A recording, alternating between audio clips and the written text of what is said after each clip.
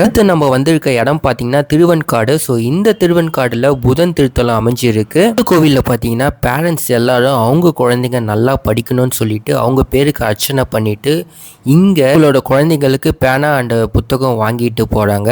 நாம் இந்த பயணத்தில் பூம்புகாரை கடந்து போனோம். பூம்புகார் பார்த்தீங்கன்னா ஒரு வரலாற்று சிறப்புமிக்க ஒரு இடம்னே சொல்லலாம். இந்த ஊரை தான் சோழர்கள் தங்களோட 2வது தலைநகரமாக வச்சிருந்திருக்காங்க. அண்ட் அதே மாதிரி சோழர்களோட துறைமுக தலைநகரமாக இந்த இடம் இருந்திருக்கு. இந்த இடத்துல இருந்து தான் நிறைய கப்பல் போக்குவரத்தும் இவங்க செஞ்சுருக்காங்க. அடுத்து நம்ம வந்திருக்க இடம் பார்த்தீங்கன்னா கீழப்பெரும்பள்ளம். ஸோ இந்த இடத்துல கேது பகவானுக்குரிய திருத்தலம் அமைஞ்சிருக்கு. ரகு அண்ட் கேதுவை பார்த்தீங்கன்னா சாயா கிரகம்னு சொல்லுவாங்க.